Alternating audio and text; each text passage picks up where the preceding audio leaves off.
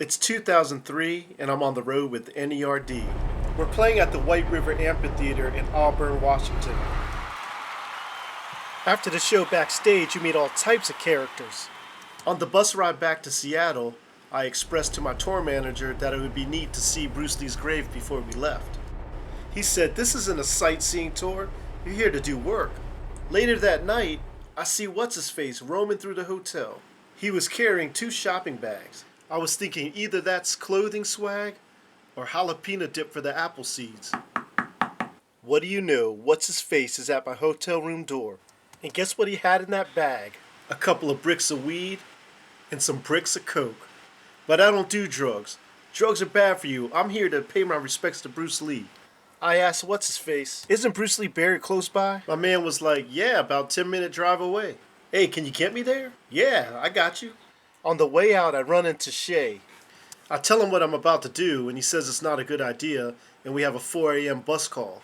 Brent from Spy Mob showed his disapproval on his face, and drunk-ass Lee Harvey warns me not to go. I told him I'll be okay, I'll be back by 4 a.m. So the reality starts to set in.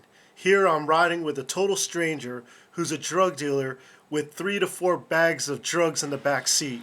My man lit up immediately, driving through the rolling hills of Seattle. The weed was pungent and reeking, and we were easy targets. But What's-His-Face didn't even give a shit. We continued down the road with the weed just wafting in the air. We finally arrived to the cemetery. I'm thinking it's just going to be a simple stroll in. What the fuck? We were faced with a 12-foot high barbed-wired fence around the whole entire graveyard. So it was either turn back or seize the day. So you ready to do this? Yup. What's-His-Face made it over without a hitch. And in all the excitement, somehow I made it over too. So it's 3 a.m. We're strolling through what looks like a scene out of the Thriller video. Then What's-His-Face interrupts the silence. "Bro, I'm not really sure where this grave is. How about we split up and whoever finds it yell?" I was torn because I knew I had a 4 a.m. bus call, yet I knew I was at the point of no return. I wasn't going to leave till I accomplished my mission.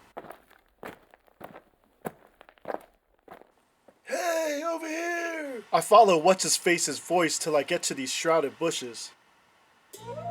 I was awe-stricken, and I was thinking this is the philosopher that brought together all martial arts. This philosophy was the foundation of me mixing multi-genre music. I wish I could have stayed longer, but I knew time was of the essence. We head back to the fence, but the barbed wire facing inward proved to be an obstacle. I was just sitting there, how the fuck am I gonna get over this thing? What's-His-Face didn't waste any time. He hurtled over the barbed wire fence. Somehow my short ass got over, and we left like bats out of hell. We raced through downtown, hoping we could make it to the bus on time.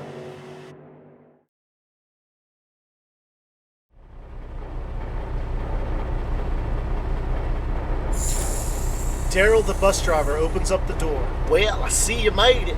As I walk through the bus hallway, I get lectures and earfuls from everybody in the group, one by one. I acted like I was listening to everyone's advice, but I was still on my Bruce Lee high. Maybe I did go up against better judgment, but I don't want to live in regret. So the moral of the story is, when in Rome, Rome.